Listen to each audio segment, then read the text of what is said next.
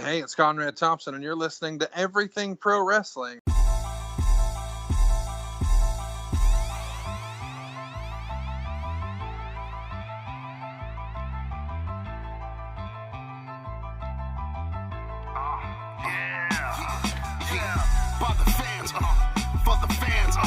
Not many in this can understand.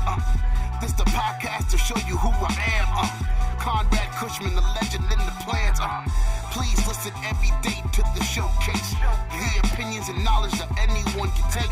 Showing you how it is done. Proving I am number one. What a legend becomes. This is now my time to show you that I am here. This podcast just to make it loud and clear. By the fans, for the fans. Not many who's here can understand everything pro wrestling. It can never be you. Listen to the podcast here for the people. The best show that's here, so listen in. Let the knowledge begin. The opinion and the lesson. Yes. Folks, welcome to Everything Pro Wrestling. Everything Pro Wrestling is a show by the fans, for the fans. And today, I am tag teaming. It is not a solo effort today. We have my tag team partner in the building, Sean Hubbard from Hubbard Wrestling Weekly tag team venture going on right here. What is going on, Sean? Conrad, what up, man? Listen, everybody, you already know what it is, and you already know where you have reached. The number one up-and-coming professional wrestling podcast anywhere in the world. Hubbard Wrestling Weekly collabo with Everything Pro Wrestling. You got the best of the best, you know what I'm saying? This is Triple H tagging with Austin in 2001. You feel me? Let's get it. I'm here. And we're taking all the gold. Hey. No, we're here to do part 2, for those who haven't seen it yet, of the Ric Flair career retrospective. We're going to have a good time talking about it. We're also going to run down everything that's going to be on Fight TV for Ric Flair's last match. We got a lot of goodness going on for this one. I'm going to let Sean kick things off and take the reins here for this podcast episode, my man. Yeah, listen. Once again, so happy to be here, man. Big shout out to my family. Big shout out to everybody listening. You know what I'm saying? Conrad, appreciate you, my brother. And yes, like you just said, we have this is the beginning of a major week in the world of professional wrestling, man. You know what I'm saying? Like, there was a time when, SummerSlam week would be, dominating. There would be nothing else. But this Ric Flair last match situation and the Ric Flair roast coming up on Fight TV on Friday night, just the whole StarCast rundown that's going to be taking place from the 29th all the way to the 31st. This is truly epic. But before we get into that, I believe we're going to get really deep into StarCast card and everything going on for Ric Flair's last match. And we got GCW coming up. It's going to be crazy. You know what I'm saying? Like, everything's going down in Nashville. But we have you covered right here on EPW/Hubbard Wrestling Weekly. So we're going to continue the Ric Flair retrospective. We left you guys on Friday of last week with the 1994 fiasco of Hogan defeating Flair in his backyard. You know what I'm saying? The powers that be. Conrad gave some insightful outlook on why he felt that Ric Flair may have lost that match from the powers that be standpoint. I still think it's completely bogus and ridiculous, but we had to deal what we had to deal with back in July of 1994. This is July 2022. So we're going to get into the Ric Flair retrospective part 2. So after Ric Flair lost that match, Conrad, the fateful night in July of 1994, where Hogan came from WWE via Blunder in Paradise. No, I did not misspeak. I said Blunder in Paradise. That wasn't oh my God. They gave Hogan the dub, and Ric Flair, the grizzled NWA WCW hero, took the L. But the problem is that it wouldn't stop there. Ric Flair on pay-per-view would go on an epic losing streak. Do you remember the losing streak that he went on in late 94 going into 95? I just remember being hit by what they did with the Horseman and Hillman and everything else. 100%, but even before then, bro, I'm talking about. Okay, let me set the stage for you. The problem is that when Ric Flair was so benevolent as it related to not having a problem letting anybody else go over, that he continued to do so over and over and over again, to the point where they just took advantage of him. Let's just go down the line, bro. Bash at the Beach, we know he lost to Hogan. He lost the rematch at Clash of the Champions. Then he lost a career match in October at Halloween Havoc. They brought him back just to lose again. And then he lost to Savage. And then he lost to Savage again. And then he lost to Hogan again. He went on a pay-per-view losing streak that was of epic proportion. And then, to your point, then they're like, okay, you know what we're going to do? What we're going to do is, this is the sound of WCW idiots. What we're going to do is we're going to say, okay, Rick, we know that we're making you lose every single month on pay-per-view. Okay, so this is what we're going to do. Now what we're going to do is we're going to have the horsemen break up. The only thing that ever made sense, you and Arn Anderson being on the same team, like, you know, let's have you guys fight against each other. Stupid. It felt weird when they did that. That to me, see, that's what I remember. That was like the cherry on top where I'm like, where are we going with Ric Flair? Like, this dude was the face of WCW, and what happened? Like, how did we get to the point where we're like, you know, Arn and Rick could be in a big program against each other? Who said that? Like, that would not be said. Let me tell you something. This is booking at its worst, bro. It's booking at its worst. You know, I know that the following year's Halloween Havoc, the payoff was for them to get back together, but they really did try and break them up, Conrad, and it just didn't work. It was so bad, it was so awful that they decided to bring them right back together. But anyway, Ric Flair goes on this epic losing streak in WCW from '94 going through '95, and then something really, you know, the whole Horseman fiasco, so many different incarnations of the Horseman. But then WCW, which seems to be at its worst, is going to get a whole lot better. Maybe not better for Ric Flair, but a whole lot better for the fans. Can you please talk about what happened in July of? It seems like July's a big year, big month. Every time I open my mouth, I'm talking about July, and we're in July. How cool is that? July 1996. Something really crazy happens. I believe this is when the WWF was gearing up for. I'm playing. This is when the NWO is formed. One of the absolute most bonker moments, I think, in pro wrestling. Like, I can remember the night after on Nitro, I think it was. Do you remember it was either the night after or like a week or two later. They were outside, and do you remember like there was like a little, I hate saying this, a little old lady kind of sitting in the front. She took a swing at Hogan. People were mad. Like, my mom was like, wait, Hulk Hogan's a bad guy now? It went insane. It was nuts. Absolutely insane. And, you know, for me, as a WCW fan, we'll say that a little tongue-in-cheek, but I was a fan. But NWO just kicked it up to a high gear. But the problem I had was that I still was a Ric Flair fan. And Ric Flair was getting steamrolled. You hear me? Ric Flair was getting steamrolled by the NWO. This is the former, at this time, 12-time heavyweight champion of the world. This is Ric freaking Flair, Conrad.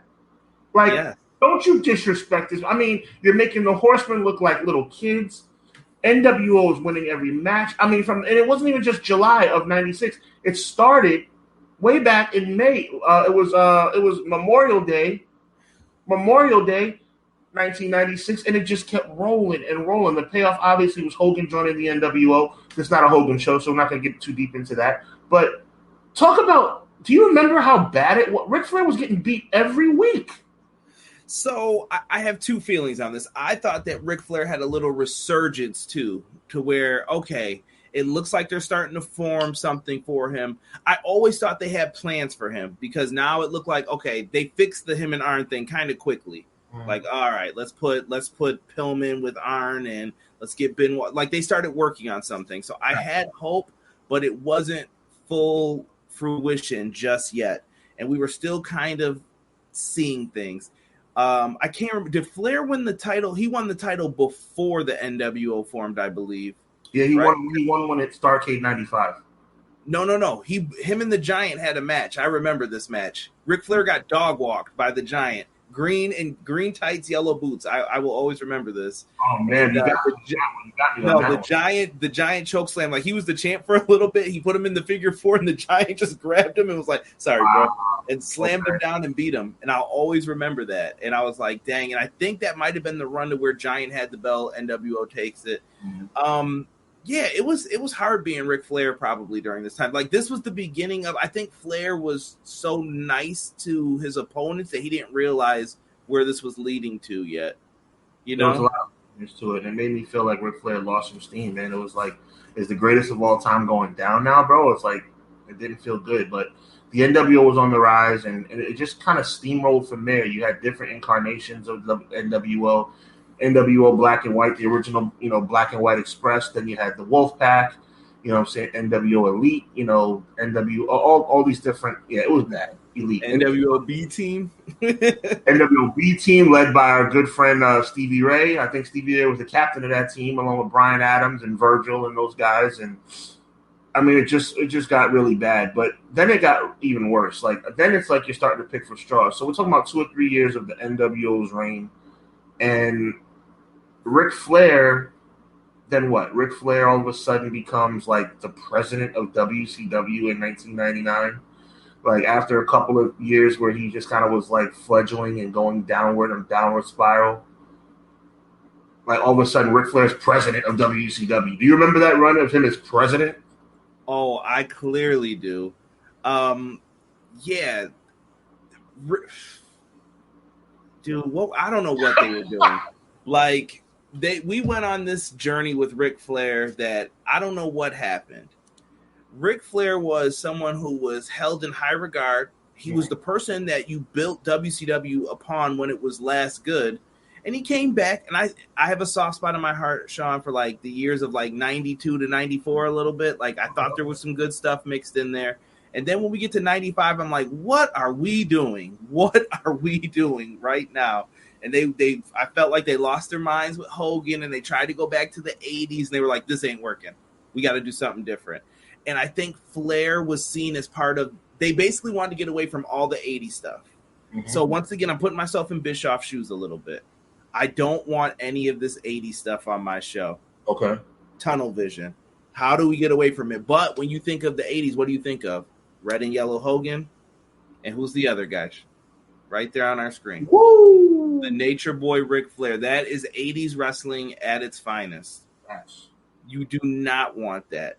You do not want the guys running around looking like this. It doesn't get any better than that. I mean, that picture right there is Flair 101.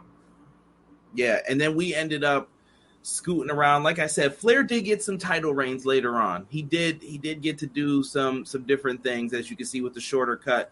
But when we get into this territory, bro, the picture that I got up right now, when we get into the Ric Flair 99 wearing the black shirt and wrestling like in his dress clothes, what have we done?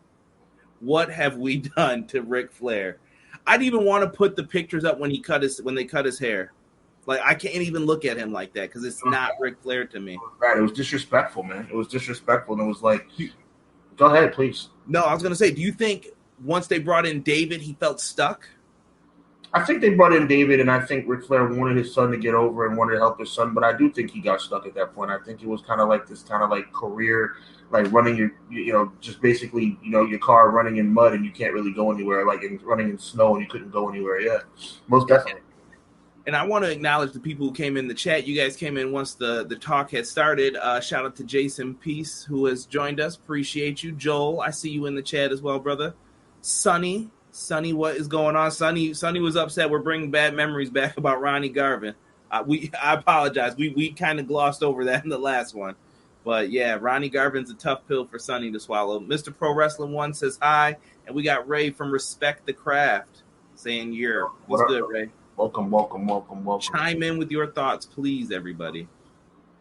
I mean, we just want to talk about the greatness of Ric Flair, and obviously there's some other aspects to Ric Flair, and the president of WCW thing was kind of crazy.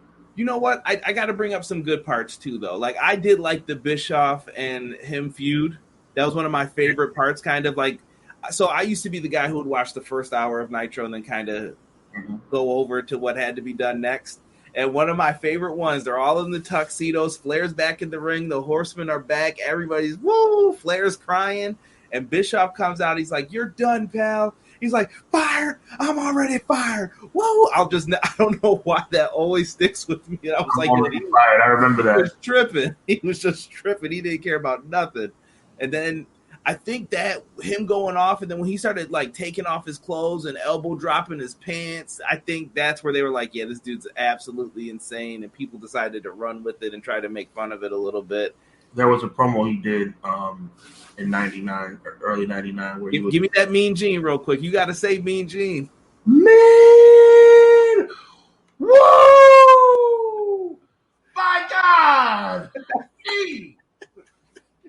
We have finally arrived. Woo! He did this cool promo in 90, 98, 99, where they were in Chapel Hill, North Carolina. And basically what he did was he called out every famous North Carolinian in history. He called out Lawrence Taylor. He called out DJ Jaworski. He called out everybody. He's like, you don't want to be like Mike. You want to be like the Nature Boy. It was unbelievable. Ric Flair was on the mic, unparalleled. Even in a losing effort, he was losing every match, but he was still awesome. He knew what he was doing, though. He was great on the microphone. He was, and that's the reason why the president thing, even though it was bad as far as wrestling, it was awesome on the microphone. Like he was just. Every week was. I remember one time he chopped Mongo. Like it was a Horseman promo. It was a Horseman promo, and the Horsemen were in the ring, and to make his point, he chopped Mongo. It was like, and Mongo wasn't even mad. He was surprised, but he was like, it was like, Rick, you just chopped your own team. Listen, going back, those dudes. Back at the time, I didn't think Mongo was a horseman. Looking back now and hearing the stories of how Mongo was outside the ring, no, Mongo was a horseman. Mongo was definitely a horseman. He proved me wrong. Him joining the Horsemen was really weird to me. I enjoyed it. Yeah, it was interesting. I remember when they tried to put Jeff Jarrett and Kurt Hennig in there too. Those always felt very. I think Kurt could have worked, but Jarrett just never felt right. I don't know. I could never get with it. Kurt Hennig. Let's talk about Kurt Hennig a little bit. I know it's a Ric Flair show, but can we dive into Kurt Hennig a little bit?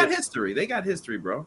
All right. So Kurt Hennig and Ric Flair's chemistry, it goes back years. You know what I'm saying? The 92 Survivor Series, he was the executive consultant WrestleMania 8. Like, I mean, matter of fact, Ric Flair was tied at the hip with Kurt Hennig, Mr. Perfect, from the time he walked into WWE in 91. That was automatically his executive consultant. Bobby Heenan was doing commentary and didn't really feel like being ringside anymore. He had given up duties of being Mr. Perfect's manager to the coach. And you should laugh at that because it's freaking pathetic. But anyway, you go from Bobby Heenan, the greatest of all time, in my opinion, the greatest of all time, to the coach. Or whatever. Anyway, but then Mr. Perfect hurts his back. Legitimately hurts his back, and he does everything in his power to get to SummerSlam to pass the torch to Bret Hart for the SummerSlam match in 91 to become Intercontinental Champion. But the thing for me is that, like, first of all, how classy is that? Because he had so much respect for Bret Hart. He had to get there, right? He got there and did what he had to do. So 91 rolls around. We're going. I know we talked about this in the previous show, but we didn't really get into the Kurt Hennig impact on Ric Flair. So let's talk about that for a little bit. And all of a sudden, Mr. Perfect becomes Ric Flair's executive consultant. And it was so freaking cool. I loved them together. They were amazing. Like, you talk about perfect for each other. Oh, my God. Yeah. It just fit. And I think it was more so even about where did Flair come from, right? The AWA, that's where Perfect's from. I think there was just a culture and a camaraderie that was there. The only thing that felt weird to me was I always felt like, so there's certain wrestlers, dude. Don't get mad at me, anybody in the chat, but there are certain wrestlers I feel like, yo, this dude is like the older dude. So when I see like Regal was always like 30 or 40 years old to me. That dude was like 22 probably when I was watching him walk around, but he looked old. So Flair, I think the same thing. He looked like he was 30, yes. Ric Flair's like always been 40 or 50 years old to me, the way he acts, the way he moved around. And I thought Mr. Perfect was the young one. So I'm like, this is weird that the younger dude's managing the older dude. At least that's what it felt like. And yeah, dude, they worked really well together. I thought they even had some really good matches. And I thought that WCW was the perfect place for when someone was starting to slow down, get in the smaller ring. Come on, we could do some stuff in here. We can make some things work. And it was good to see Kurt Hennig get back into the ring and still show, I can do this still. The man hit a perfect plex on the Giants, for goodness sakes. Beast. So, unparalleled, like you said. And I'm looking at the chat right now. Joel was feeling that impression. He said, you guys slipped between Raw and Nitro in the 90s. Great times. 100%, man. Poor Mongo isn't well right now. Prayers up to Mongo McMichael. Like, Steve Mongo McMichael is struggling right now. I've seen some pictures. Prayers up to him. Connor No Soccer said, what's going on, fellas? How you doing, Connor? Joel said, I agree. Mongo was a horseman. For sure now. For sure. They did what they could back then, man. Right? They tried to do some different things. They tried to bring up that what did they do with Flair? They had him go to the desert with the filthy animals. They buried him in the desert. They tried to do the whole he's crazy thing out of the mental hospital. They tried to do so many different things to lessen Ric Flair. And then by the end, when it seemed like they were starting to try to get things together, they put a group together. What was it called? The Magnificent Seven? Was that the name of it? They had Road Warrior Animal in this with Rick Steiner in them. And listen, Flair is no perfect man. He had his beef with plenty of people in the company, from Scott Steiner to whoever, right? But at the end, I didn't think they were using Flair to his best role. It seemed like they were trying to regulate him to being a manager or an authority figure, and that's where they wanted him to stay. Mm-hmm. They wanted to try to get younger. But then we all know what happens eventually. Sean, I'm going to kick it to you. What happens to WCW not too long after that time period? I don't know, man.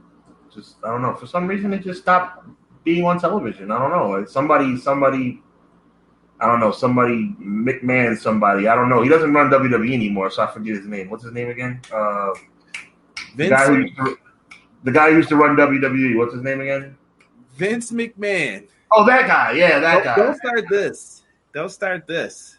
That guy. So Vince McMahon buys the competition. In my opinion, still the worst thing that could have happened in professional wrestling was when when Vince McMahon bought WCW, because the competition went away, and it was really a bad thing for the business, in my opinion. But you had a situation where Ric Flair was coming up; his contract was coming up.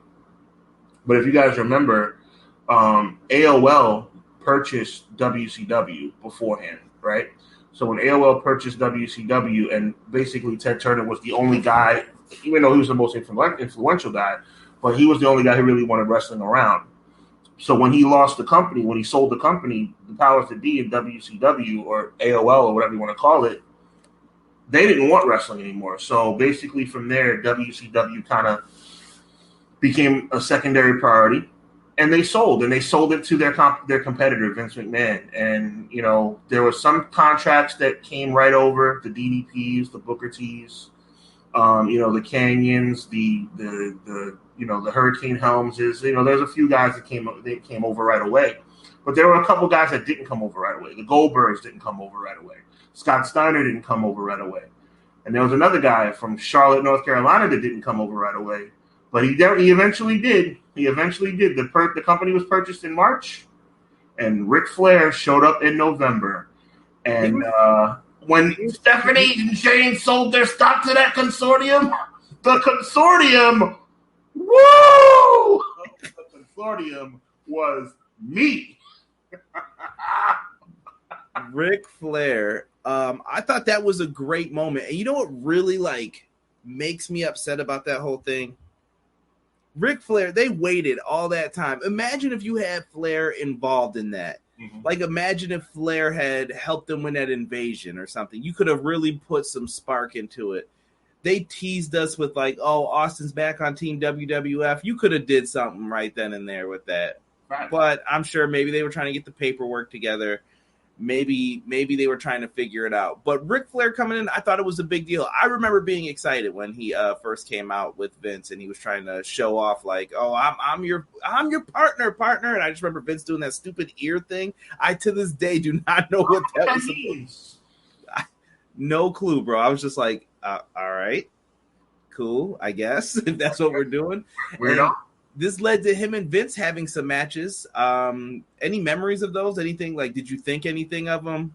I mean, I like the promos. You know, Ric Flair had a really passionate promo. I don't know how real it was, but he talked about how in WCW, when he came over from WCW to WWE in '92 and had '91, and then had the WrestleMania match, he was in the shower after the match, and Vince peeked his head in the shower and said, "Hey, great match, kid, but, you know, you should have done this, that, and the third." And Ric Flair was like, "Who the hell are you to tell Ric Flair how to wrestle?" You know, and it kind of led to this kind of ultimate feud that they would culminate at we thought would culminate at the Royal Rumble. I thought the Royal Rumble match was good in 2002. I did. I thought that these two old men, let's call it what they are, did a good job in 2002. But Ric Flair, if you look back historically, Ric Flair doesn't think he did a good job. 02, 03, Vince was on another level, bro. I was like, there ain't no way this dude's that jacked. There's no way. He came out like, who's ready for war? Vince has always been in good shape, but 02, 03, he looked like a savage. Yeah. And I remember he was coming out in the Flair robe with the wig, doing his walk, making fun of him, and he hit him with the pipe and everything. That was Flair. That was McMahon's, like main weapon of choice. And he was bleeding gushers too in like every match. It was uncomfortable, honestly. Yeah. And I guess this kind of starts to lead to, all right, so what do we do with Flair? Flair is starting to lose power, but Flair seems like he wants to get back in the ring. But during this time period, Sean, Ric Flair has stated that he felt like he lost his confidence in 2002. Did you feel it? Did you see that same thing, or did you not notice it when Flair brought it up? I didn't, honestly, Conrad. I didn't. I thought that he had a good match with Guerrero at the King of the Ring. I thought that he had a good match with Jericho at SummerSlam. I thought that he did well. I don't know what he was really lacking in his own mind as it related to this one last run that he said he was going to go on in 2022. 2002. But I guess he was dissatisfied. I didn't see anything wrong with him at all. I felt like I could tell a little bit. Right now, I got up here. If you're watching live on YouTube, the WrestleMania 18 match, and I don't know how many people know this part of the story. Undertaker really didn't have any WrestleMania plans for WrestleMania 18 yet. Vince calls him into the office and he says, "Listen, I've got some people for you. Here's who's left on the card. You can pick and choose who you want to face." I can't remember the third name, but I do remember the two names. He had to choose between Rob Van Dam and Ric Flair. And Undertaker looked at it and he said, "Give me Flair." And most people were like, "Wait, what?" RVD was the hottest commodity at that time. Like, I think people really wanted Rob Van Dam to be a big deal in WWE. And you would think most people would say, "Hey, I want to work with him." But no. I could tell Flair lost his confidence a little bit, even back then in the ring. He didn't seem like the same Ric Flair. But did you bring up WrestleMania 8? Because I thought WrestleMania 8 was an instant classic. WrestleMania 18? 18, thank you. 18. All right, I was going to say, we're going 10 years back now. Yeah. Sorry about that. WrestleMania 18, I thought that was an instant classic. It was a really good match. So from this point forward, I would say Flair had his moments, and it was weird. Like, he had the match with Taker, really good. You brought up the match with Eddie Guerrero, really good. He had a match with Brock. I thought it was really good. Even Hogan. He was having all right matches, but Flair just didn't have the confidence in himself. And you know what I'm talking about. Flair will walk around with a certain moxie, I guess is the best word I can use to describe it, where he's panting around, he's strutting, he knows he's the man in the ring. He knows nobody can touch him. Right. And he wasn't acting like that. Something was missing from him at that time. And I guess we can get into part of it too. And during the struggle, this is going to bring up the infamous thing that people with Ric Flair, there's good, and with Ric Flair, there's bad. We got to bring up the infamous plane ride from hell, and I guess Flair's poor behavior throughout his time in his career, which did happen from time to time. Well, you know,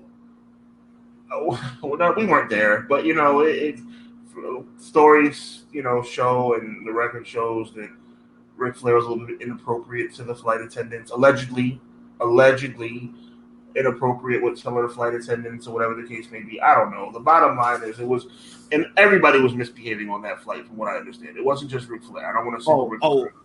Misbehaving is a nice word. That's a word when you use with your kids running around at your house, jumping on the couch. These dudes were cutting off ponytails, singing. They were drinking all the liquor on the plane. The plane ride from hell is an infamous story. If you don't know about it, I would recommend you look it up after this.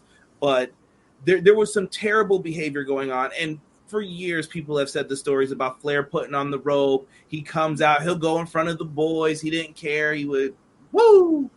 That was part of Ric Flair's aura. That stuff was going on during that time period. And he was struggling. Like I said, we're mentioning he's working with names, though, like Austin, Hogan, Undertaker. He's getting the matches that he needs, but he's not feeling it. He's not strutting his stuff. He's just going through the motions, it seems like, and he wasn't feeling it. And let me give a few shout-outs here real quick. Connor No Soccer said, how many last matches has Flair had? A lot. A lot. A great amount. Shout out to Foul Original coming in here. He said, hey, guys, got this on before Raw tonight. Appreciate that, Foul. And HBK Tokyo says, the Natural Boy. Yeah, the Nature Boy was up in there doing his thing. But I want to bring up something, Sean, that I think his own daughter stole his gimmick. Come on now. You know Tokyo. She is really good though. It runs in the family. I think the moment that changed his career, I want to see if we agree on this, Sean. I don't know how you're gonna feel about it, but I'm gonna put up the picture to when I think it all changed for him. Evolution. That was big. I didn't think it was big at the time, but it turned out to be huge. Now, were you so tell me how you felt about Evolution overall, because I think this was the resurgence for him to like get back on point. Oh, he was a fan. Or it was your guy, huh? 2004 Orton, I would have hung out with that guy. 2003, everybody says he was a jerk. 2003, 2004 Orton, we would have been in the clubs together getting all the girls.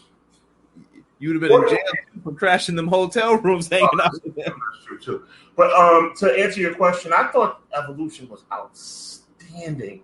They had a couple of false starts in trying to get the thing off the ground because of injuries. But once they got together and the injuries fell by the wayside and they got themselves straight, they were unbelievable. I mean, oh, thanks, Joel. Ric Flair was the perfect guy to pass the torch to Triple H. Triple H already had the torch, and Triple H was the perfect guy to pass the torch to Batista and Randy Orton.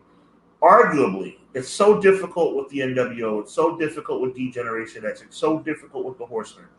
But so arguably, as far as I'll go is arguably, but Evolution is arguably the greatest faction of all time.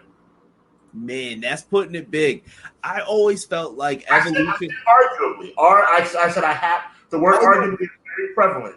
You're not wrong. You're not wrong though. People hold Evolution in high standard. Like I didn't realize until I probably started getting on like social media and Twitter and talking more wrestling, and I was like, "Yo, people really will argue about Evolution." Like, no, Evolution was the best. And when I think of Evolution, I feel like they wanted to do the Four Horsemen, but you know Vince. No, it's got to be different. It's got to be new, first time ever. And Triple H was like, give me Flair as my manager, and we will make magic happen. And it worked. And I think at first Flair was just supposed to hang out with Triple H. But then it was like, oh, you know what? We need a partner. We're going to go against these four guys. Come on, get in there, Rick. And then when they're shooting the vignettes, bro, I know you remember the Titantrons, the videos that play behind them. They were in the club, helicopter clubbing. They were riding all four riding Ferraris. And I think that's when Flair started to feel like Flair again. He was hanging out in the club, putting them in there with young guys who could go, and he was like, I could do this still. Yeah, I can make this work. Oh no, you're doing this wrong. And I think he started feeling like I'm on top again, and I'm working with the world champ. We got the world belt. And I think he started then to build that confidence. And it was lovely. It worked. And Tokyo brings up Triple H's reign of terror. Now, bro, if you guys have been following me for any time, you know I absolutely hate this time period. I thought so many people should have went over. But I cannot front and act like Triple H is some bad wrestler. Triple H doesn't have a mind for wrestling. He does. He was following orders as well. Triple H didn't book the stuff. He just had influence over it. There's only one thing that Triple H should have done that I don't like that he didn't do. Triple H should have demanded either one of two things in a scenario. He should have demanded, I would have pulled out the Stephanie, I'm your daughter's fiance card on this one. I would have never allowed Vince to put me in a position to say that racist joke to Booker T. Yeah. And if I was forced as Triple H being a Caucasian man, okay, I'm not going to go too deep into it, but if I was forced as Triple H to be a Caucasian man and say a controversial joke like that he said to Booker T on last, then there would have been no alternative. Booker T has to win the world title at WrestleMania. I still think that was a huge mistake that they didn't do that. So that's the only thing I look at Triple H and like, okay, you know what? You messed up on that one. Other than that, he was just doing his job. Yeah, and I love the Evolution feud with Shawn Michaels. I love what they were doing at the time with listen, who would have ever thought that we would see all of these guys together again? And going back to what Fowl just said in the chat, Fowl said that Evolution is what made him love Ric Flair again. That is very interesting in my opinion. That's a good point. These guys were coming out dressed up, and this picture right here, I just realized what this is from. This is one of my favorite moments. The briefcase is right there. Batista was out, and at that point, they were contemplating replacing Batista with Mark Jindrak. Oh boy! Listen, Jindrak wasn't bad though. I don't think I liked Mark Jindrak. Oh my God! How different would life have been? Yeah, that's got to be one of those kicker moments. But Batista came back, and he cashed in on Goldberg. Triple H put a bounty on Bill Goldberg, and I'll never forget him putting his leg in between the chairs. He's like, I'm getting that money, baby. And I love it. It just made them all about the bread, the cash, and what was the end goal? Protect Triple H. And they were telling great stories within it. First, Orton wins the title. You never thought it. Orton was just the young rookie guy. He's getting a world title shot against he who we shall not speak of, and he wins. I never thought it. The guy's going for the crossface, or it flips around, RKO, he wins. Then Triple H says, yeah, you got to give me the match, He acts like he supports him. They're doing I remember that, and I'll never forget. The first time they did it was so great. Boom. Thumbs down, and Batista dropped him. They thought Orton was going to be this great baby face. Conrad. Let me tell you something, brother. Okay? Now, as much as I like Randy Orton, okay? Randy Orton overstepped his damn bounds, okay? He overstepped his damn bounds. Who are you?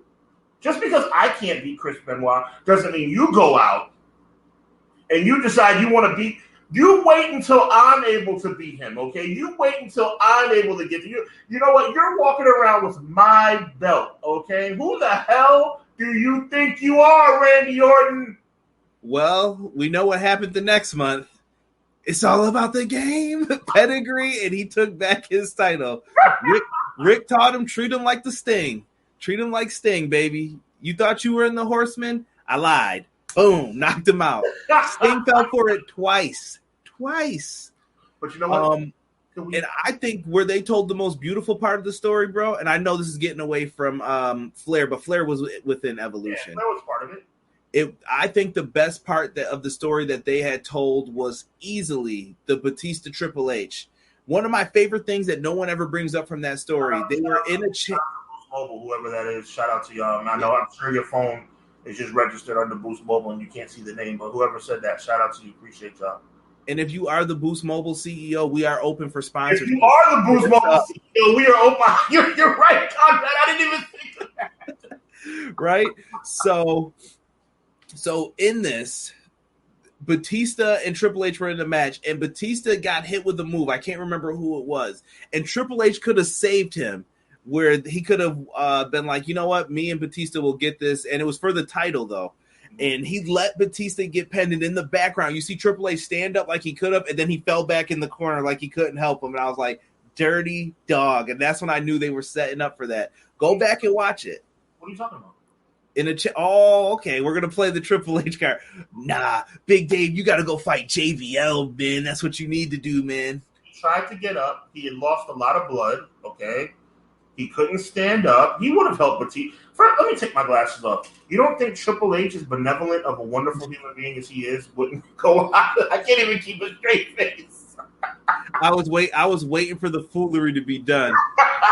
Shout out to Juggernaut. Such a scumbag. Shout out to Juggernaut in the chat, because I'm not listening to this foolishness that Sean was just trying to bring to the table. You know who he sent? He sent Batista's former tag partner. They were tag team champions. They beat the Dudleys. Ric Flair and Batista were tag champs. They sent Ric Flair out there to tell Batista to go for that world title, the WWE title, fight JBL at WrestleMania. And it came back once again. They're doing the contract signing. Batista picks up the SmackDown contract, and they're clapping. They're like, yeah, yeah. And Batista looks at it, and then he picks up the Raw one, and he gave him the thumbs down. Batista bombed through the table. It was magic, bro. Batista's selfish. I'm being a heel tonight, man. I'm being a heel. This is in honor of Ric Flair. I was gonna say true heel. Man. You're a selfish man. You guys could have owned the WWE, but no, you don't want to do the right thing you don't want to do what's best for business. Here we go with this mess. You want to do what's best for business. No. I love the fact you turned on Triple H. That was great TV. Shout out to one of the mods in the chats. Ace says, remember when Randy and Edge defeated Ric Flair? You know what? Funny you bring that up. We will get to that. We will. He said, no, not a sponsor, but a big fan of you both. Keep up the great work. Boost Mobile, you are appreciated. Thank you for saying that. Getting back into this, though. So, Evolution breaks up. Eventually, Batista becomes the champ. This is where Triple H finally decides to drop it. He loses 3 straight. He's down on his luck. There's only one person left to beat up within Evolution now. Orton's doing his own thing. Batista's out. Ric Flair and Triple H had some pretty good matches back then. And just to step out of my heel persona right now, I'm getting back to being regular Sean again. Another little mini storyline that maybe we didn't pick up on at the time. Maybe Triple H was jealous of Ric Flair because Ric Flair had gold and he didn't. You got to remember, Ric Flair beat Carlito to become Intercontinental Champion. So Ric Flair walking around with a strap while Triple H has nothing. Yeah. Ric Flair's Intercontinental title reign I was shocked when they did it. I was not expecting that at the time. Ric Flair just kind of became the dude who shocked me with some of the stuff he ended up doing. I thought after the stuff with Evolution, I'm like, oh, Flair's done. He's got to go and be a manager. He's not going to wrestle anymore. The dude became the Intercontinental Champion like within months. Really? I was just like, and you know what, bro? And not even a novelty. Fill me on this. Not even a novelty Intercontinental Champion. He was a legit. He held that title pretty darn good for a guy north of 50, 60 years old. Yeah, he held it down when he was the IC champ. Now, the one thing that did kind of make me sad was that they were like having him and Carlito feud, and then they were on like the pre-show of WrestleMania 23. That sucked. Yeah, I was just kind of like, okay. Mm-hmm. Why they did that, I have no clue. Maybe eventually they would figure out a way to get it together. But they were that feud was really good. That match at Unforgiven, was really good. As we wait for Conrad to come back, for me, there we go. So yeah, it was a great match that they put on at Unforgiven. Where Ric Flair punches the apple out of Carlito's mouth. So then for them to be on the pre-show is just unacceptable. And within the next year, it just got brought up by Ace in the chat. Ric Flair and this is the Hot Rod, Roddy Piper became the tag team champions. I believe this was at a Taboo Tuesday or a Cyber Sunday, one of those pay-per-views where they got voted in as the tag team. So it's one of those interactive pay-per-views. Yeah, they beat the Spirit Squad, which was the right call in my opinion back then. I wasn't a fan of them, but you see Sergeant Slaughter. It was kind of like a hurrah for the Legends. They didn't hold the titles too long. They ended up getting beat by Randy Orton and Edge, who were rated RKO at the time. And Flair would kind of just waver for the rest of the year until they got towards the final storyline, Sean. And I'm going to kind of start to let you set that up in 2008. Vince McMahon just came out, and it was random. It was random, but it started with a Ric Flair interview. Ric Flair was in the ring, and there had been some rumors about what Ric Flair was going to do. Because as you accurately stated, my brother, he was kind of fledgling at this point. Really no rhyme or reason. And when you're off TV for that amount of time and not really doing much for that amount of time, and you're north of 60 years old, people start thinking, okay, maybe this is it. So Ric Flair comes down to the ring, and he's talking about the speculation about possibly retiring, and he says, I will never retire! And the crowd goes insane, but you all know the ultimate buzzkill was not too far away. No chance. That's what you got. Here comes Vince McMahon. And Vince McMahon says, oh, you don't want to ever retire? Well, you don't have to retire as long as you never lose. So, here's the deal. Ric Flair, from probably, I believe it was either December of 2007 or January of 2008, he had to win every single match he was in, or he would be fired and forced to retire from WWE. That was a storyline. So that basically set the stage. Ric Flair would beat people like MVP MVP at the Royal Rumble in Madison Square Garden. He would sit up here and that's right, Foul Original. I will never retire. He would beat people like Randy Orton, the reigning WWE champion. He beat on the go-home show of WrestleMania. Randy Orton was a WWE champion, and he beat Randy Orton clean with the figure 4 in a non-title match. But there was a guy. Oh, my God. You're talking about the guy who I consider to be the greatest in-ring performer of all time. He's like, I don't want to do it, but I'm going to have to do it, which sets the stage for what we thought 14 years ago was Ric Flair's final match. Ric Flair, the 16-time World Heavyweight Champion, one-on-one with the Heartbreak Kid at WrestleMania with Ric Flair's career on the line.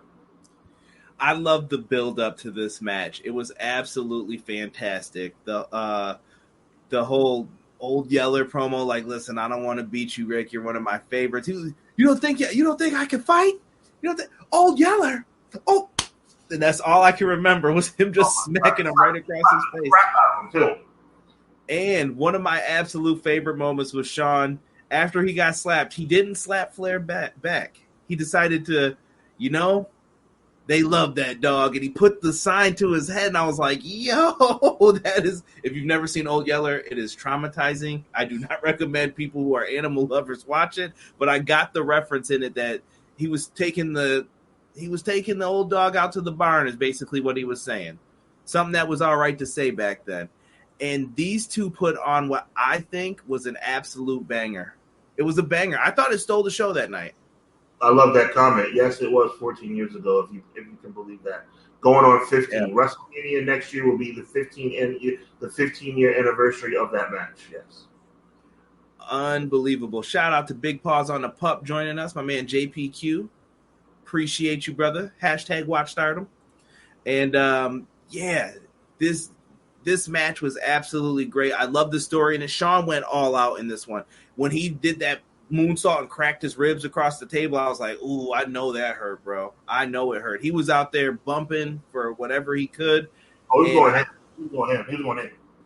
I love the super kick where he looks like he wants to do it, and then he does it, and Flair's like, I'm putting you in the figure 4, bro. My career's on the line. I don't care. and he locks it in.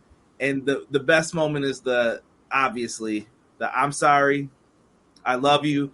And Flair's getting up crying because he knows this is the last, in our minds, this is the last bump he will ever take in a WWE ring, I guess is the best way to put it. He gets up with the tears. Shawn super kicks this man's lights out.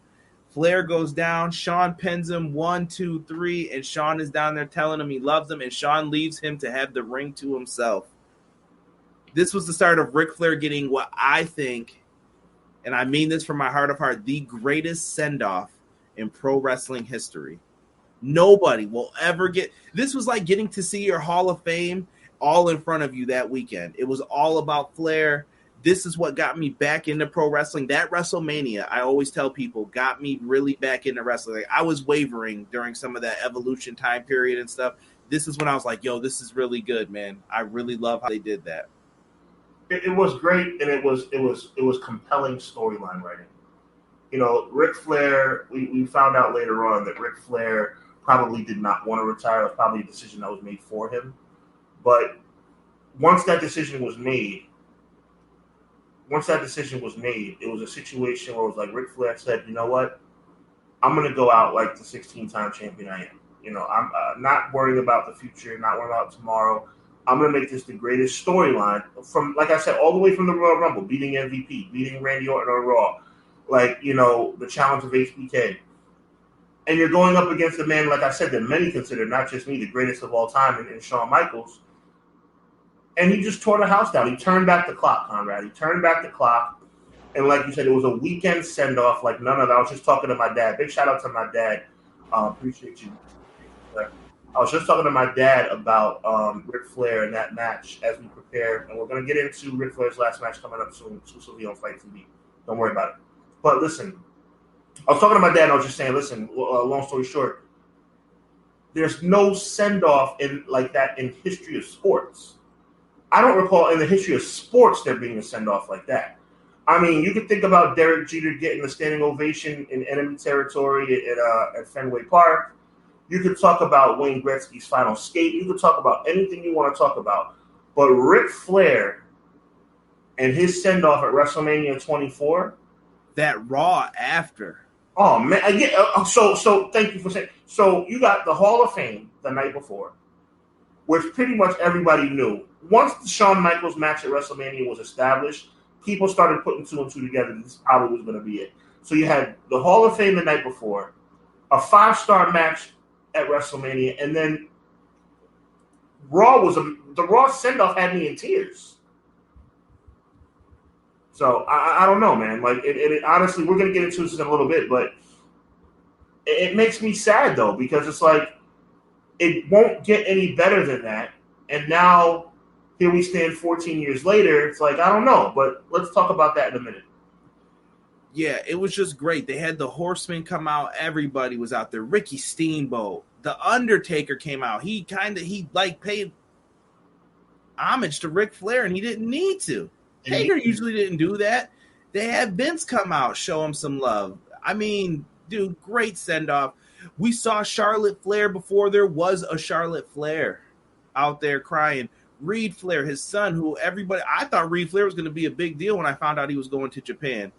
RIP to Reed, man. A lot of stuff was going on during that time period, and we just thought Flair was done. Flair would stick around. He took part in WrestleMania 25. Chris Jericho kind of assisted in beating him up as he managed the Legends.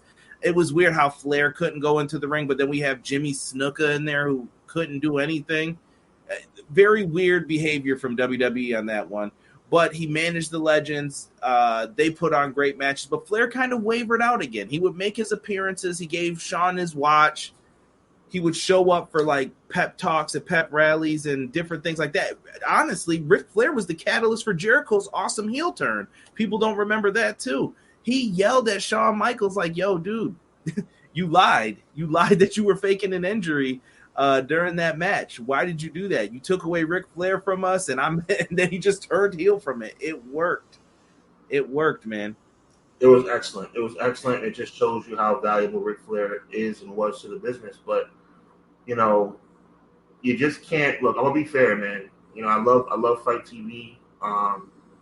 I have so much respect for Ric Flair and so much love and appreciation for what he's done for the business. And I will be watching on Sunday night. It turns out to be Sunday night exclusively on Fight TV. It's a must watch as part of StarCast. But it's like WrestleMania 24, like it just doesn't get any better than that. Or am I wrong? Maybe we'll talk about that too. Yeah, we'll bring it up. I mean, I guess we can get into the last parts of this stuff here. Ric Flair would just go on to kind of he would wrestle in TNA. I don't know how you felt about it, Sean. I watched it. It wasn't the same. He wrestled in dress clothes every time. He looked like he was trying to cover up his body. This is the same dude who had the last match on Nitro with Sting. It wasn't the same Flair. He was just going out there. He was going out there for the check. Is what it felt like. He left, and I remember watching. Shout out to ESPN. I remember watching the Bo Jackson documentary, the Bo Jackson 30 for 30. And Mike Greenberg was talking about how Bo Jackson came back. You'll understand the correlation in 1 second. How Bo Jackson was amazing when he was Kansas City Royal and a LA Raider, but when he broke his hip and then had to only play baseball, it was a miraculous comeback. He came back to play baseball for the Chicago White Sox, and the way Mike Greenberg said it, he would show flashes. Bo Jackson would show flashes of that guy that took the world by storm. Bo Jackson would show flashes of the only man in history to be an MLB and NFL All-Star. But it wasn't that way anymore. It was just flashes. And that's what Ric Flair was in TNA. It was just flashes.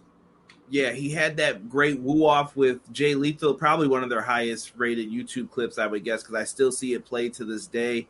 He had matches with Sting. That was his last match over there. He had feuds with like Cactus Jack. He was an Immortal. He managed AJ. They tried to do some different stuff with him.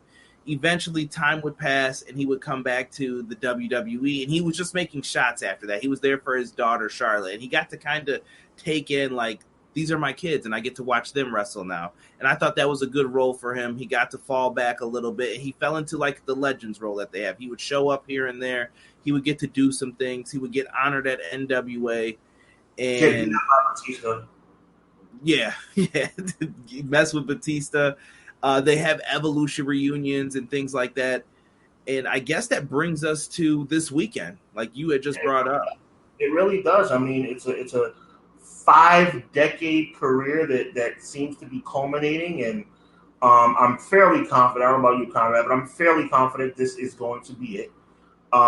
Let's get into this thing, man. You know, Fight TV has separated themselves to be the #1 combat sports streaming service in the world. And I'm so happy that myself and Conrad are associated with them in this regard, because we're talking about Ric Flair's last match as part of StarCast 5. The good people over there at StarCast, including Conrad Thompson and many other people, are just, I mean, the Fight TV people, the Trilogy, it's just amazing what's going on right now. And when we're going to be right in the crux of, I'm not going to call it SummerSlam weekend. Shout out to SummerSlam, but this is Ric Flair weekend, and it's going to be one of those times that you're always going to remember. You know, you got the Kevin Nash podcast, you got the Matt Hardy podcast. Everything's going to be live from the 29th all the way through the 31st, all taking place from the fairgrounds, a.k.a. the Flair grounds in Nashville, Tennessee, starting on this coming Friday morning, actually. They're going to be stuff all weekend. GCW, there's a GCW pay-per-view on deck. It's not part of the let me make sure I got my facts straight. I never want to misrepresent. Basically, there's some stuff going on with GCW, not included in the StarCast package, but it's going to be a GCW pay-per-view, a New Japan pay-per-view. Black Label Pro is going to be putting on something crazy. Those are not included in those events are not included in StarCast, but listen, I implore you to look into those as well. A really intriguing part. This is like a part of a huge package, StarCast package. I implore you to try and be a part of. Saraya, am I saying that right? Paige's real name? Yeah, Saraya. She's going to be doing Turning the Page. And yes, while she's there, I think Brian Zane's going to be the one hosting it. You got Mick Foley's pod as well. You mentioned Click This. Johnny Gargano's going to be there with What's Next capitalized NXT. That should be really good, especially with some changes that have been going on with his former friend Papa H. Right. You got 30 years later, Bret Hart's going to be talking about his match with the British Bulldog, last ride with the Four Horsemen. It's going to feel so good to see the Horsemen back together. There were all those rumors recently that Flair and Arn had issues. I hope they could patch that stuff up, man. Life's too short, man. Put that stuff behind you. I always love seeing Rick and Arn together. It just feels right. You got the sessions with Renee and Bryan Danielson. My man Chris Van Vliet's going to be there. The Major Wrestling Figure podcast. Lots and lots of stuff happening for all of this. And not to mention the big reason why a lot of people are going to be there. Yes, and before we get into this, and this is a wonderful card to break through, I am really looking forward to Friday night, the 29th, the Ric Flair roast. It's going to be an all-star cast of characters, from wrestling personalities to mainstream personalities. You understand, Ric Flair crosses over into the mainstream. There's going to be some major names, some exclusive names that are popping up to be a part of the Ric Flair roast. Let me see this. Okay. I can respect it, Boost Mobile. We will agree to disagree. Okay. All right. I respect it. You know what? I'll read it. Boost Mobile said that he thinks Ric Flair went out there, his mind and heart still loves what he loves, and his body just couldn't hang as much more. Such a life. Yeah. That's what it is, man, with pro wrestling. Well, can we talk about that for a couple more minutes? I just want to go back into that. First of all, great comment. Boost Mobile, great comment to whoever's behind that phone. I appreciate you. I appreciate y'all. Here's the deal, though. It had, respectfully, it had to be about the money, because if Ric Flair, I mean, you know, even as I say that, I question it. He loved it. Yes, he loved it. There's no question he missed the business. But how can you top a send-off like WrestleMania 24? How can anything you do in this life, in this wrestling world, be any better than WrestleMania 24? That's what I'm trying to figure out. Now, we stand here 14 years later. Boost Mobile, real classy, wouldn't you say? Yeah. Whoever behind the phone is a real classy individual. Shout out to so much class, so much respect. Appreciate that. But it's like, I'm excited. Now, we're standing here 14 years later, getting ready for a main event card that's going to be headlined by Ric Flair. And we're excited about it, right? Now, that just shows you how amazing Ric Flair is. But it's going to take a lot for him. It's going to take a lot for him to override, 24. 24 was just, I don't know, man. Yeah, and we know, dude, he loved to spend money. Flair loved to buy out the bar. He loved hosting and putting on a good time.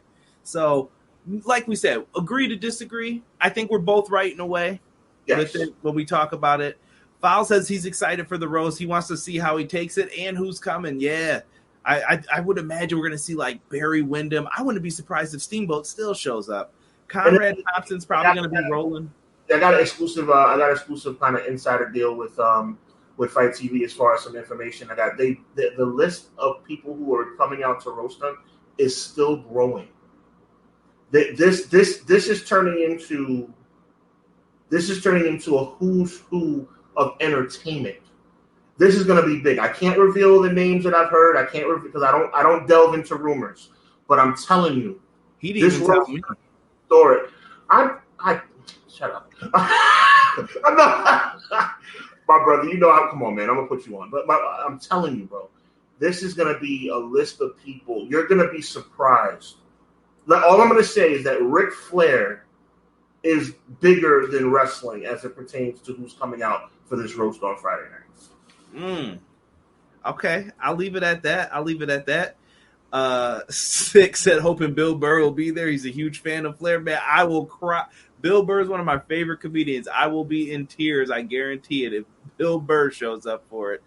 But Sean, let's run this down, man. This Ric Flair last match card, man. I'll let you get into it because I've only seen some of the names for like that Bunkhouse Battle Royal. I don't know who's all in it, but I've seen a couple people say like, "Yeah, I'm in." Well, the Bunkhouse Battle Royal still that's another facet of the weekend that's still yet to be determined as it relates to who's going to be in it officially. But so we'll kind of like gloss over that, even though it has the potential to be a really good match. But I'm really excited about Josh Alexander against Fatu. I think that Josh Alexander is starting to separate himself as one of the best wrestlers in the world. You have the Impact World Champion, a guy who really climbed the mountain against somebody I respect, being Moose. I think respect is due to Moose. And he beat him. He beat him in the middle of the ring, and he became the new Impact Wrestling World Heavyweight Champion. He'll be defending his title against Jacob Fatu. You have Kerry. You have Brian Pillman Jr. and Brock Anderson with Arn Anderson in his corner. Nice, like you said earlier, nice to see that Arn Anderson is going to be in the building for a night of this magnitude. Going up against Ricky Morton, Robert Gibson is going to be in the corner. It's going to be a crazy, crazy situation to see them together. I believe their last match, the Rock and Roll Express last match is coming up pretty soon, isn't it? Yeah, I think they're doing some final tour too. I know Ricky Morton's been trying to make sure his son, he's in the NWA. And what I love about this too, hold on, I'm going to put us back on here real quick so you can see our beautiful faces. What I love about all of this too is you're going to get the announcers from those respective companies as well. We're going to have people from Impact. We're going to have Tom Hannafan in there. You're going to have people from MLW show up to call the action. And I love that. It just brings it in and it makes it feel like the wrestling world is united. That forbidden door, as we all like to say, has been open, and they're all coming together for this event to put on a great show. And this could be show of the year. This might be on those, what was the best pay-per-view of the year? You may see this one pop up because the action looks jam-packed in it. Like you said, you're getting some mix with old and new. Jacob Fatu is that boy. If you don't know, you will find out. Josh Alexander's been on another level. You mentioned Brian Pillman Jr. and Brock Anderson. That's a look at legends who we spoke about in this Ric Flair retrospective. Their kids are wrestling now, and they're going up against the Rock and Roll Express father and son team. That's absolutely insane. You also have the women going at it. Impact. You've got Rachel Ellering, Deonna Purrazzo, and Jordan Grace battling it out for the Knockouts Championship. Mark my words, my brother. Mark my words, my brother Conrad, and so everybody listening out there. Mark my words. Ellering is coming. You understand me? That young lady is a talented. Win, lose, or draw on Sunday night. Ellering is coming. I'm a fan of all three. I think they've got something to prove, and I hope they go out there and steal the show. My brother, we have Triple A on this show, and I don't know if you guys know why they picked this match, but these guys had a banger five-way, and they got four of the people from the five-way in this. You have Ray Phoenix from AEW, Taurus. You may know him from Impact as Black Taurus, or you may know him as Taurus from AAA. Laredo Kid and Bandito. This match is going to be insane. If you love luchador action, I promise you this is one not to miss. And I know you're like, Taurus is a big dude. Don't matter. This dude can do all the lucha stuff that you will be shocked when you see it. You also have New Japan Pro Wrestling, Clark Connors and Ren Narita getting ready to go at it. The New Japan Strong side of things is looking real good. Clark Connors just had an amazing performance as a fill-in at the AEW New Japan pay-per-view. He's going to hold it down. And if you don't know about Ren Narita, he's going to be one of the stars on the come-up. Tanahashi and all these guys aren't going to be around too much longer. Their time is going through right now. Look at the future of New Japan. Watch Ren Narita, the Shota Aminus. Look out for these guys. I'm telling you, they know that they're building them up. And I'm going to let you take over on this tag team match, bro, because this is about to be some 80s old school. And if it's as good as what we got at Ring of Honor, this is going to be a really good match. It's crazy. You got the next generation of the Von Erichs coming out. It's going to be the Von Erichs representing going up against a team that just had a 5-star. If there was such a thing as a 6-star match, it would be talked about. The Briscoes versus FTR was absolutely amazing. Coming off the heels of that amazing match at the Ring of Honor pay-per-view, you have them going up against the new school Von Erichs. You got the Wolves going up against one of my favorite tag teams of all time. And by the way, they still got it. The Motor City Machine Guns. You know what I'm saying? They're going to be in the building going up against the Wolves. Very, very intriguing matchup being represented by Impact Pro Wrestling. One of my favorite wrestlers in the game right now, just because of the fact that he's on the resurgence after his WWE departure. Killer Cross, along with Scarlett, is going to be going up against Harry Smith. You have that all wrapped into one, and that doesn't even begin to talk about the pay-per-view main event that we're all looking forward to. You guys saw the Fight TV preview. You guys saw what happened after the press conference. You all saw the attack in the parking lot. It was an amazing setup. It's an amazing storyline. It's being built up in real time and in real life. Blood, sweat, and tears. Ric Flair is not half-stepping on this thing. But I'm going to tell you something. The man who a lot of people believe is his protege, at least his protege in merit, Jay Lethal, he's coming out to win this match. And Jeff Jarrett and Ric Flair and Jeff Jarrett's father and Ric Flair had a lot of heat back in the day. That's a very, very real thing. Do not get it twisted. You can tell when you watch Conrad Thompson. Got two amazing Conrads in the world of wrestling podcasts, Cushman and Thompson. But in this case, Thompson had Jeff Jarrett, was the host of Jeff Jarrett's show. And Jeff Jarrett was like, listen, this is personal. This is real talk. And speaking of personal, Ric Flair enlisting the help of his brand new son-in-law, Andrade, July 31st. Let me say this, man. July 31st has the ability on paper to be just as impressive as July 30th. We all know what's coming July 30th. But July 31st, I'm going to tell you something right now. I'm a wrestling fan. I'll be watching on July 30th, and you all know what I'm talking about.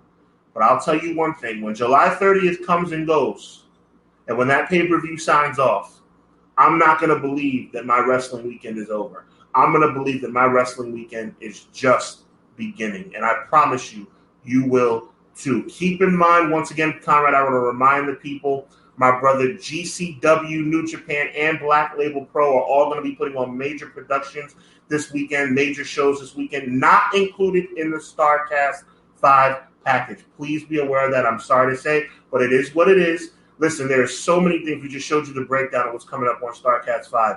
It's a massive lineup, so believe me, go to Fight.tv right now and order StarCast 5 right now. Don't wait till the last minute. Just like in the old school days when Mean Gene would say, don't wait till the last minute. Don't wait till the last minute.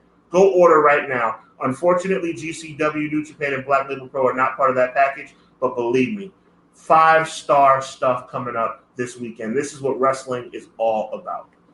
I just want Ric Flair to chop Jeff Jarrett and say, you were never a horseman every time. Just, you were never a horseman. You were never a horseman. I can't wait to see what happens in that matchup. That one had some old school tendencies. It should be good, man. I think we're going to get a hell of a show this weekend. And yeah, shout out to Fight TV if that's where you guys want to go to check out everything. They've got you covered when it comes down to Ric Flair's last match. Who would have ever thought Jim Crockett Promotions would be running an event and Vince McMahon is not part of the event that he's running? Who would have thought that this would happen? Absolutely insane. Ric Flair's last match. Sean, take us out of here, man. You know, professional wrestling has been a part of my life since 5 years old. And I look back on Ric Flair's career, and I'm so honored. This may sound real cliche, maybe crossing over into corny, but I'm so thankful to share this with you, Conrad, because you are my brother in this thing, man. We, you know, for those of us of y'all that don't know, Conrad and I have crossed over from just being, you know, brothers in wrestling to brothers, period. And it's a blessing because we get to share and think back about the past as well as look forward to the future. We are the age that allows us to be young enough to embrace the new school and old enough to remember the old. And this weekend is what that's all about. You feel me? This weekend is what it's all about when you say I'm embracing the new and remembering the old. You have, you know, I mean, obviously StarCast has been and Fight TV have been classy enough to at least put that little blip on the flyer about everything being closed for SummerSlam Day. So we can mention SummerSlam. SummerSlam is coming up July 30th. Okay, let's talk about the elephant in the room. It's coming. And we're going to see Reigns and Lesnar. Lesnar's going to be a great night. But think about Ric Flair and Jeff Jarrett in the same ring. Jay Lethal, Andrade. Ric Flair last match pay-per-view is going to be something I'm always going to remember. I don't think they're going to screw this thing up. I don't think we're going to look back on July 31st on Fight TV at StarCast 5 and say it was any kind of dud or any kind of letdown. It's going to be amazing. Big shout out to Fight TV and the entire staff over there. I appreciate you guys. We appreciate you guys. The camaraderie and the friendship and the wrestling community ism has been tremendous. Conrad, I appreciate you. Make sure you go to my channel right now, Hubbard Wrestling Weekly, right here on YouTube. click that subscribe button. I'm going to make a major announcement right now. I'm going to make a moderate major announcement. I'm not going to go the whole 9 yards. But Conrad and I, let's just put it this way. Conrad, Cushman, and I, this collaboration that we've had over the last 2 days is not just a 2-day thing. We have some major, major things in the works. And we have come to the realization that pro wrestling needs us, man. Pro wrestling needs us. This combination is a good combination, and the love we've gotten from you guys proves that. So we're going to be coming back with some major heat starting in the fall. We're going to be going to work all summer preparing for some major heat coming in the fall. When football's back, when college football's back, when the baseball playoffs are on the horizon, Conrad and Sean, Hubbard Wrestling Weekly and EPW are going to be bringing y'all some heat coming in this fall. So make sure you look at it, look out for that, But like I said, Fight TV, Starcade, Fight TV, Starcast 5, JCP Promotions. It's going to be an epic weekend. HubbardWrestlingWeekly.com, Hubbard Wrestling Weekly on YouTube, Hub Wrestling Weekly, Hub Wrestling _MVP on TikTok, EPW on YouTube, Everything Pro Wrestling on TikTok. We're in the building. This is what it is. Proud to be here. Thank you guys so much for joining us on this one. Make sure that you guys subscribe to both of our channels to catch us with all the latest and greatest when it comes to the world of professional wrestling. And make sure that you guys order Ric Flair's Final Match. Woo! Everyday pro wrestling, they can never be you. Listen to the podcast for the people, the best show that's here, so listen in. Let the knowledge begin, the opinions, the lesson, yes. For the fans, not many in this can understand. This the podcast to show you who I am. Conrad Cushman, the legend in the plans. Please listen every day to the showcase.